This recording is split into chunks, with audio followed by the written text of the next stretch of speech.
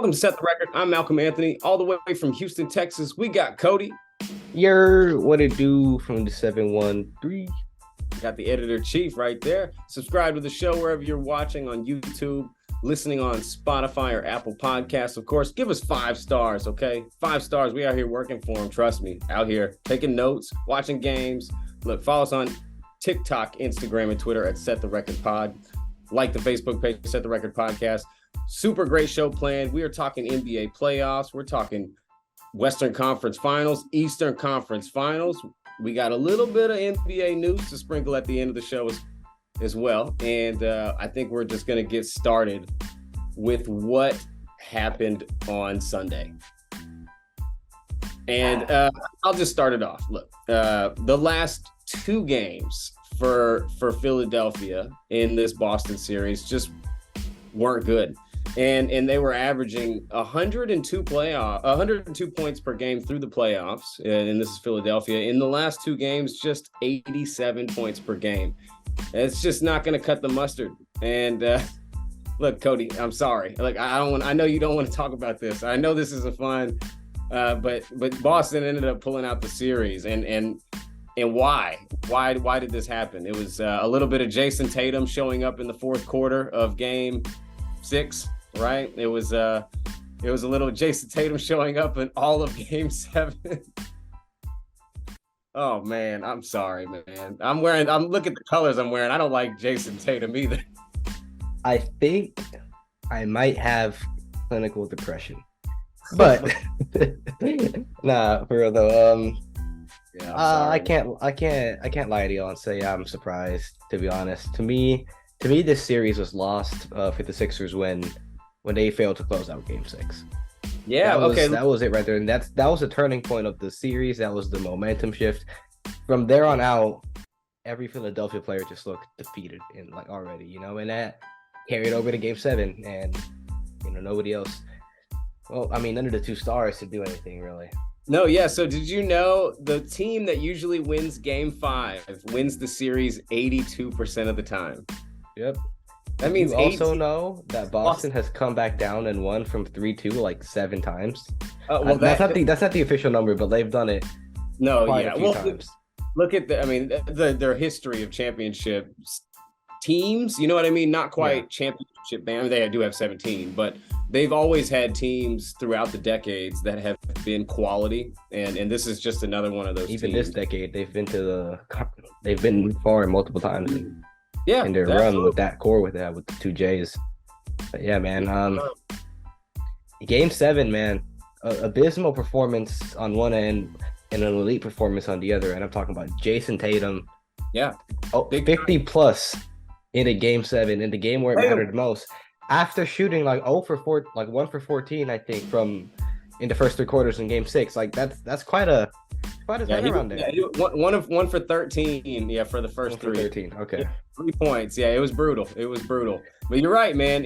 To have the one side being so well and the other side looking so poor, it was a weird game to watch. And really, the first half was fine. Exactly. That's kind of what gave me hope. Is because hold on, well, the 2 guys for Philly are playing horribly right now, and they're still in the game after the first half. All they need to do is just down 3 at halftime. Yeah. I was like, dude, this game is winnable for Philly. I was leading for most of the second quarter too. It's not like they were always down. Boston just took that 3-point lead last second, and just coming out of the second half, I'm gonna be honest. Once Boston went up a decent amount in the third quarter, I took a nap. I wasn't trying to watch that. I wasn't trying to watch that. I knew the game was over at the third quarter. I was done. I turned it off. I was like, this is finished. And I knew that because you got nothing out of your guys. I mean, James Harden, Game 6 and 7, both 5 turnovers. Look, Game 7, he got 9 points. 9 points, 3 of 11 from the field, 1 of 5 from 3. Like I said, the last 2 games in the series, he averaged 5 turnovers, and that's just no good. Joel Embiid, I can't say he did much better, especially in Game 7. 15 points, 4 turnovers. I mean, they were both minus 30 on the floor. It was brutal, and really collectively as a whole team, there was no effort. It seemed like in the second half, especially because the young guy, everybody was trying. I don't know what happened in the second half, and truth be told, Jason Tatum just had a phenomenal basketball game. It was really that was the best thing of watching, and I'm not. He's a good player, you know. He's a Celtic, man. Yeah, it's hard for me to enjoy that, but he's really good. He's really good. What threw me off after the game, right, was Joel Embiid's quote. Did you see what he said? Oh, dude, that was horrible. Like no. Way to throw Tobias, way to throw Maxey, way to throw all these guys like fucking who carried you for the first half, by the way. Tucker freaking putting his body out. For those who don't know what he said, right? He goes, I'm not gonna quote him word for word, but he basically said that the Sixers need help from the rest of the team. He said him and James can't just be playing 2-on-5 basically, and that to me is just ridiculous to say, right? Especially when you and James were the ones who weren't playing good and everybody else had stepped it up. The only reason they were down 3 at halftime is because everybody else had stepped it up. PJ Tucker dropped a career high. It feels like, you know, you had Tobias Harris, Tyrese Maxey hitting shots. They kept those guys in, and then at the end of the day, Joel Embiid just disregards all that. He kind of like in his brain, you know, they didn't mess up, right? He threw him under the bus and then ran him over. Yeah, I mean, Embiid has a tendency to do that though. Like every post series interview where they lose, he tends to throw somebody under the bus. Like he kind of deflects. Look, I mean, but it's hard to have accountability in the moment. It is hard to have accountability in the moment, and I hope he's got reflected over the last couple of days, I guess, you know, and he's realized, you know, that wasn't quite the right words, but we'll see. We'll see what happens over the next, few weeks, and you know, we've got potential James Harden news, anyways, right? You know, there's wind already brewing. You know, there's already smoke in Houston. Yeah, man, Philly has some things they need to address in the offseason, right? There's a few rumors going around, especially this, right? There's like a good 3 rumors that I've heard. I've heard one rumor saying that James Harden doesn't like playing for Doc Rivers as the coach, right? Other rumor is that he's dead set on going to Houston over the summer. I heard that. And then the most recent rumor that came out was that he has interest playing in Phoenix next season. Yep, I don't know. You didn't see that one? It's recent. No. It just came out a few hours ago as we're recording this. Okay, so Chris Paul goes to LA and James sneaks in as point guard. I mean, I guess so. That's something they could do. I mean, if you ask me, I don't think that's what Phoenix needs, really. At this point, like, they're fine. I think they just need depth, really. They don't need to keep adding on stars, right? We've seen teams try to do that and fail. Most recently, the Brooklyn Nets, where they just tack on stars and then their depth is just gone. Oh, absolutely. No, yeah. Sometimes that just ends up going on. You know, I mean, in the NBA, man, you either hit or you miss on your trade, and in some teams, and in Phoenix's case, totally shit the bed. And that's injury is part of that for sure, and depth. It was a huge, obvious end all result as well. So, man, do you think Philly? You think there's a chance they just run it back? Keep Doc, keep Harden, just the whole thing, run it back. I don't think it's happening. I think Doc Rivers is out. Doc is out. That's what I think. I think he's going to be out. I think Harden is out. You know what's crazy is I think they got one more season till Embiid is out. Really? Maybe. I don't know. Well, I mean, he is the process, man. He is Philly. Yeah, I mean, I don't know. The thing is, I don't think he will, because us also, he's kind of the reason why they haven't been able to make it, right? As the guy, he's like, I think I see something. The only MVP who hasn't made it past the second round. Right. It's crazy. So it's not like Philadelphia has failed to put teams around him. He just hasn't been able to deliver at the end of the day. You know, it's crazy. It's just bad performances here and there. You know, the Ben Simmons series, right? Yep. While Ben Simmons got all the blame, Embiid didn't have the best games either. No, Ben Simmons just happened to have the moment, right? But like, it's just tough.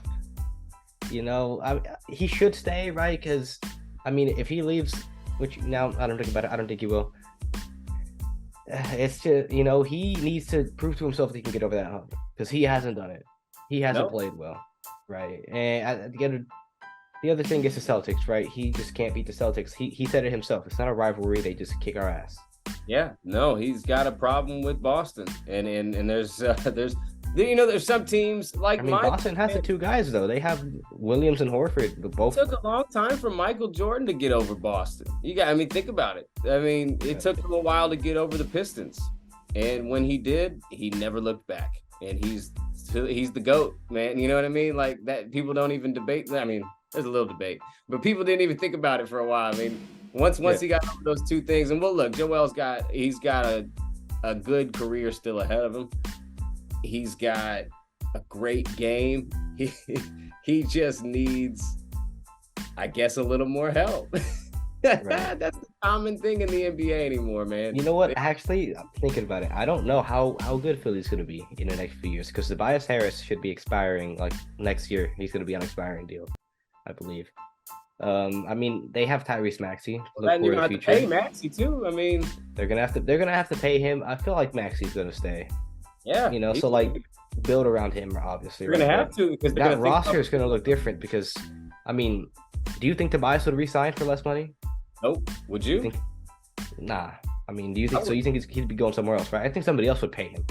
Yeah, somebody else is willing to pay Tobias Harris. 100%. He's gonna be gone. Harden's gonna be gone. Well, Tobias isn't gone next year, but the year after, right? It's like, so in a few years, their window is closing right now. Philly has to act fast. They have to. I'm saying, man, if they can sell James on one more season, if they can sell him on one more season before he goes, they have a chance if they can sell him on one more season. But in order to do that, they need to get a new coach, and there's options out there right now, right?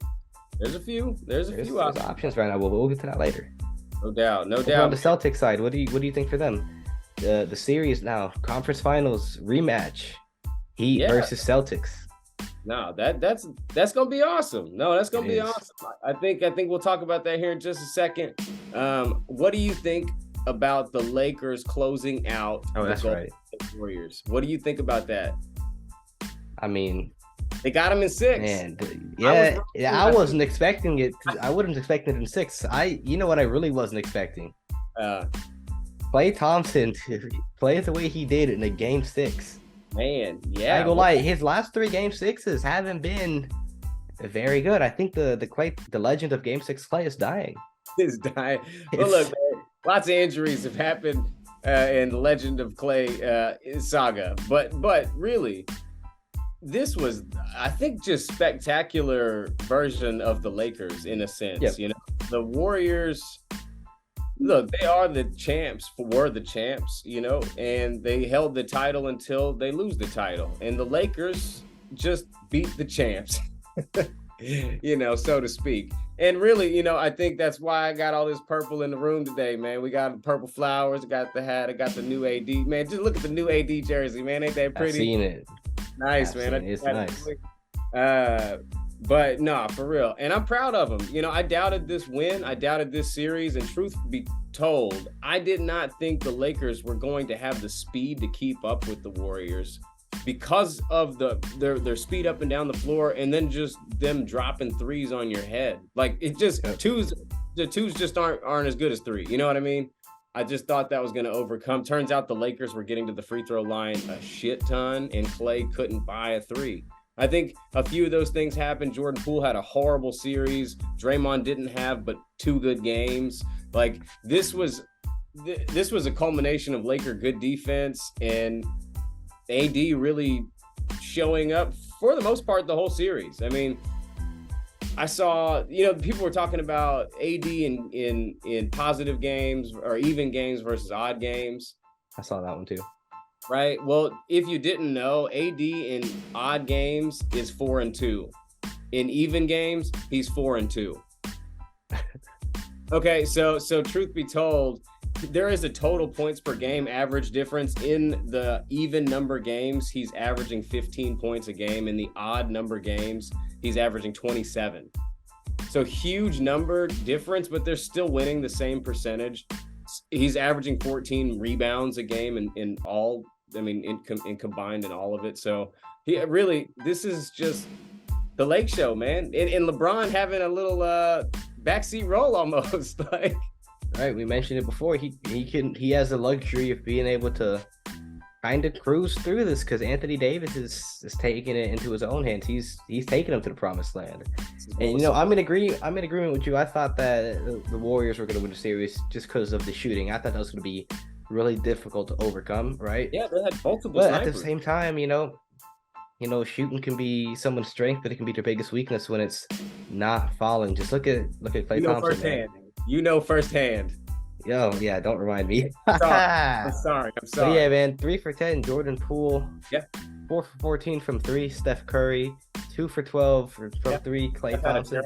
In an elimination game, it's just, you hate to see it. The Warriors as a whole shot 27% from 3, 38% from the field, and you just can't have that when your season is on the line, right?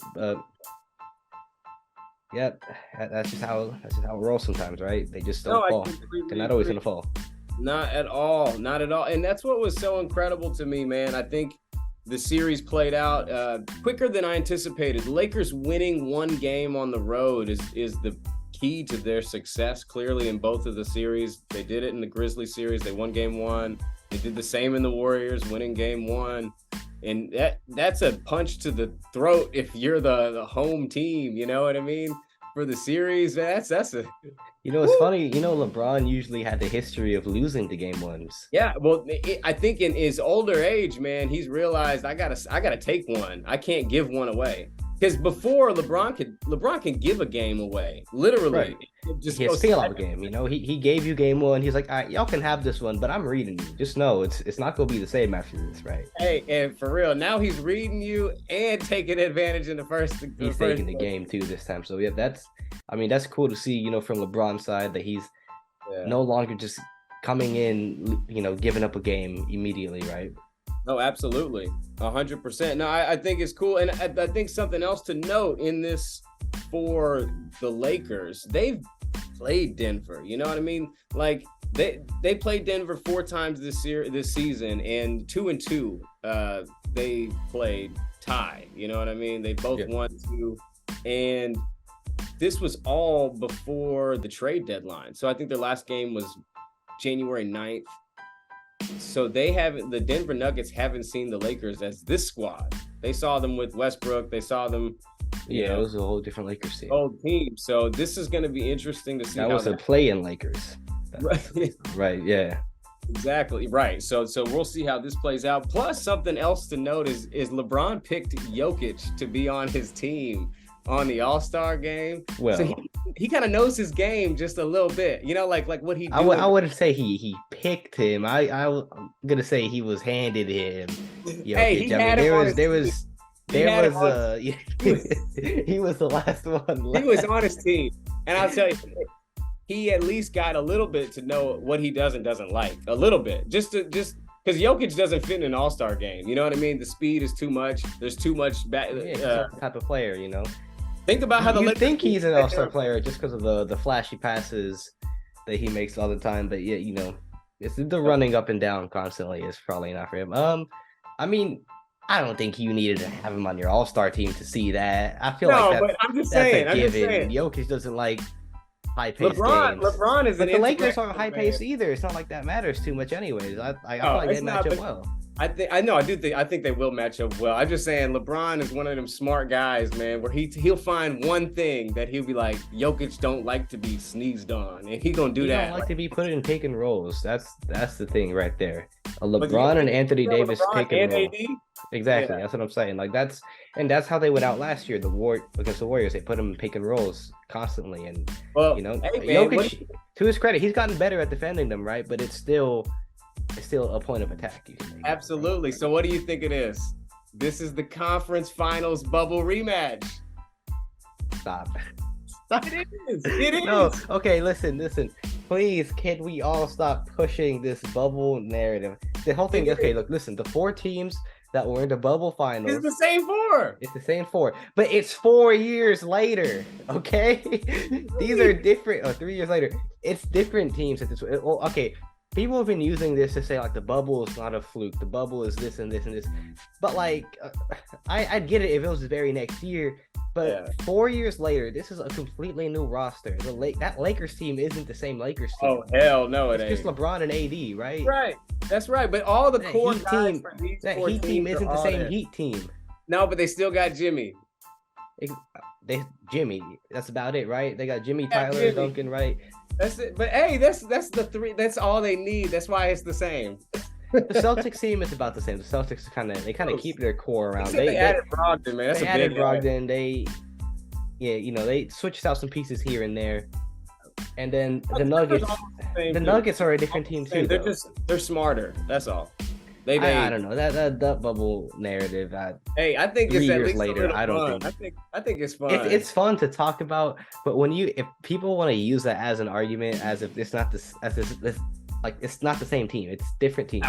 No, but I think it's neat that these same four have made it. Yeah, that's cool. It's kind of funny. You gotta think in 2020, the Lakers were the 1 seed playing against the 3 seed Denver. You see what I mean? Mm-hmm. They ended up winning that series in 5 games, gentleman sweep, right? Lakers dominated that series. I don't think this is going to quite be the same. The Lakers in a Denver matchup over the years kind of have killed Denver. Lakers are 25-8 against Denver in the playoffs. They killed them in 3 different Western Conference finals. I've seen 2 of them. I think you've seen 2 of them.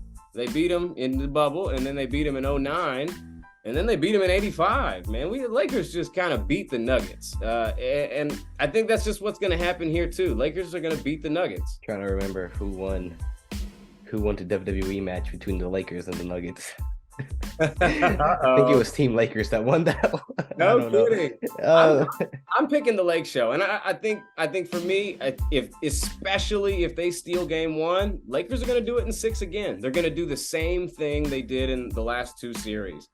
If they don't win Game 1 or 2, they win it in 7. I think the Lakers pull this off because I have a tough time, especially if health stays right for both teams. Nobody gets injured. I have a tough time seeing Denver beating LA in Game 6 in LA to close out the series. You know what I mean? And I also, the other side of that is I have a tough time seeing Denver closing Game 7 at home versus LeBron and AD anyway. Like LeBron in Game 7. LeBron in Game 7? I mean, that's really tough. So I have the Lakers Game 6 if they pull it off in Denver early, or in Game 7 if they have to pull off the road win. That's what I think. For me, I feel like the Nuggets have been doubted every series except for the first round, right? But like the Nuggets are always doubted, right? And this season specific, right? In particular, Jokic has been on another level, right? The Nuggets have been a different team. It's not just mindset. Exactly, right? I agree. I'm not gonna doubt them this time. I've picked against the Nuggets before, and it hasn't gone well this season. They're playing great. What's up? I picked with my heart. Yeah, man. Jokic is on a different level, and he has the ability to elevate his team, right?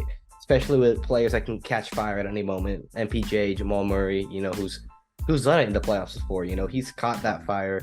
MPJ can go off and hit 7 threes in an important game. Absolutely.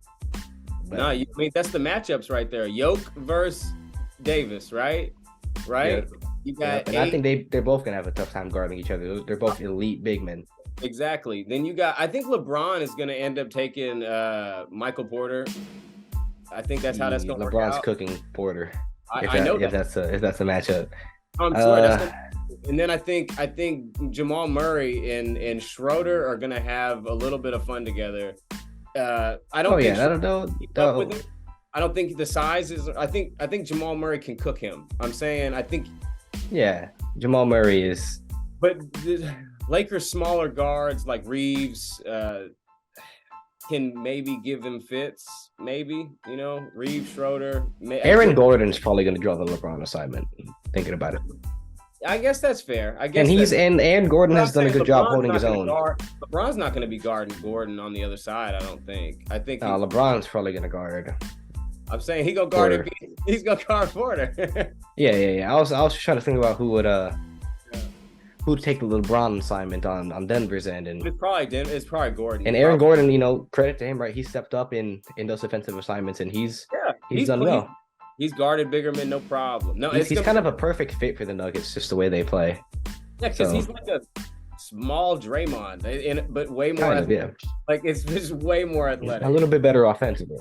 Yeah, way better offensively. Right. The dunk champion. But for real, should have been. It's gonna be a fantastic Western Conference Finals. Oh yeah, gonna love it. Deserve to be there. Both teams deserve to win. And honestly, if I'm wrong, I won't be shocked. Won't be shocked at all. Jokic deserves it. And I'm like I said, I'm picking with my heart. Picking with. So I mean, it's not a bad pick though. No, I don't think so. I think it can yeah. We'll see.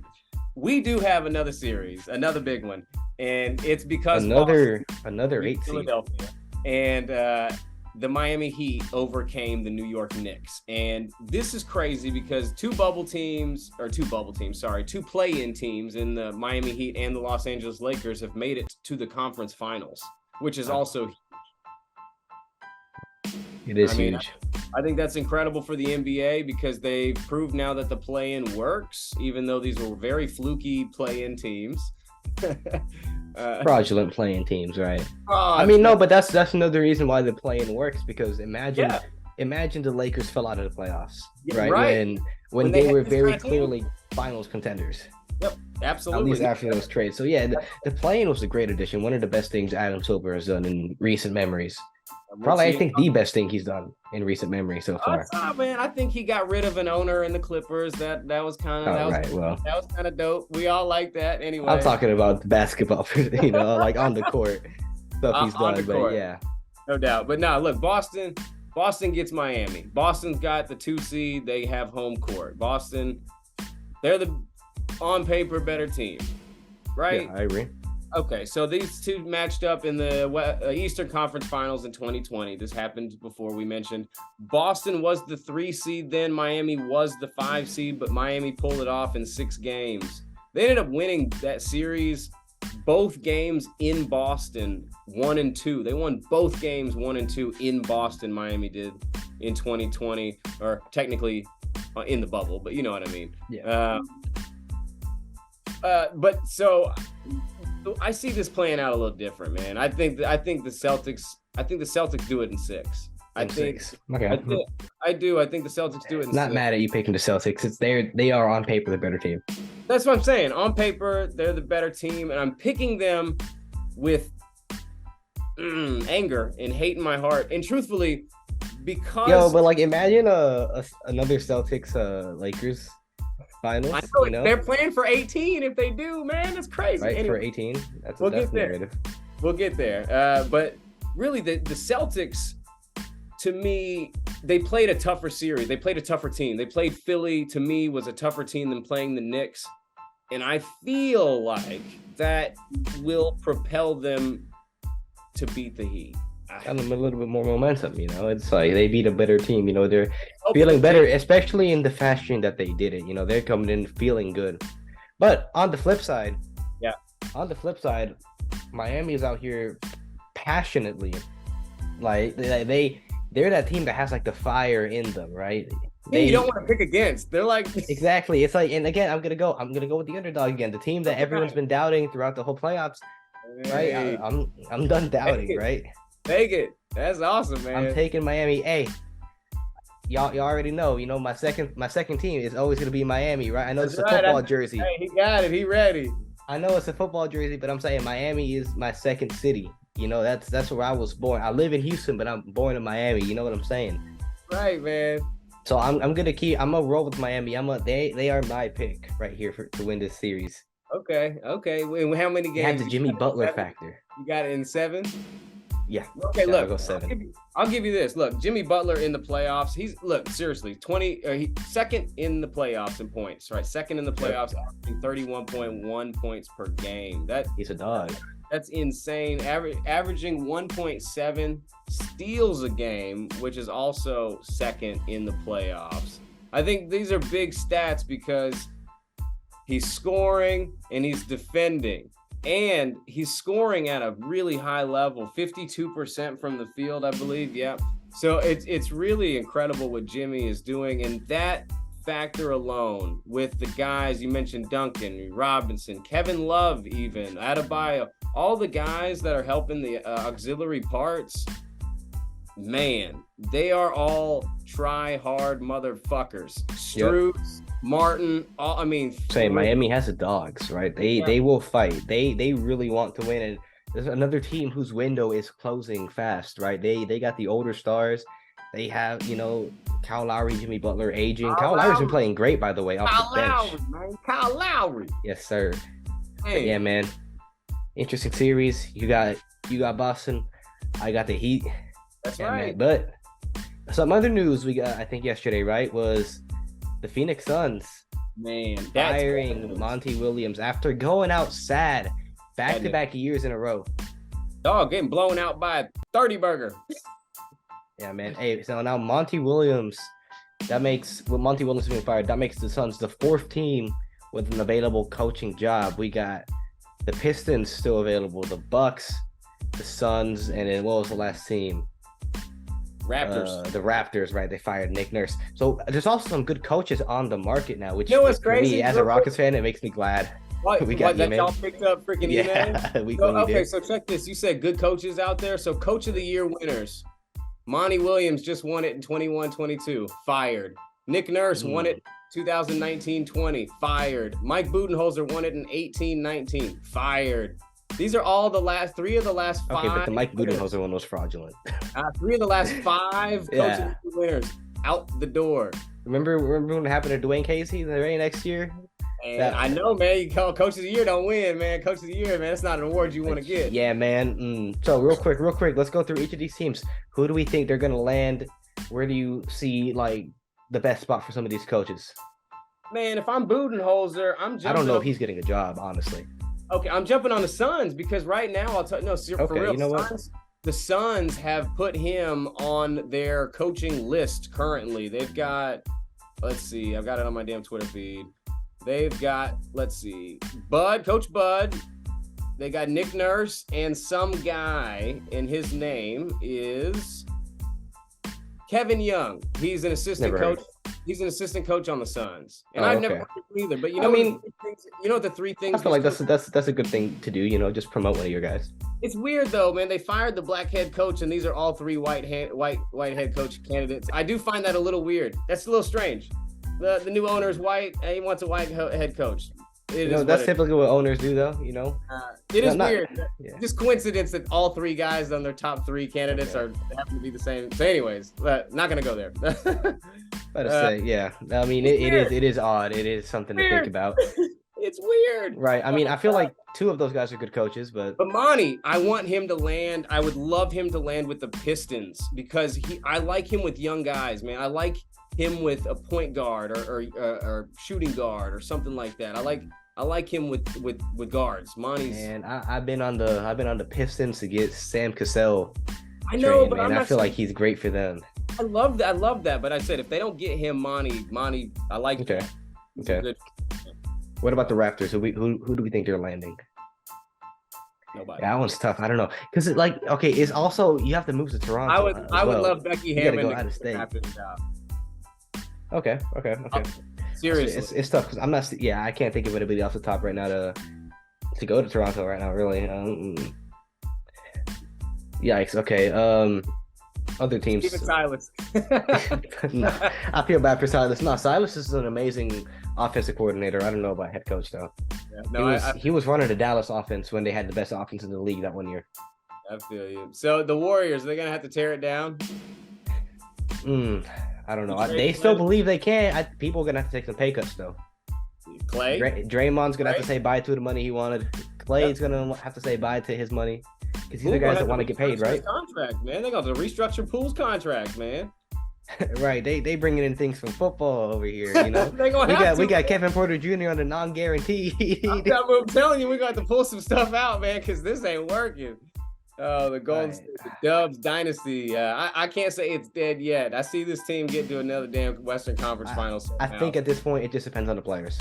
Somehow, if they're willing to take the pay cut to try to win one more, then they can stay in there. But I mean, if they really want their money, because there's teams out there that have cap that will pay those guys, right? Right, man. You know who wouldn't take Clay right now? Everybody take a shooter.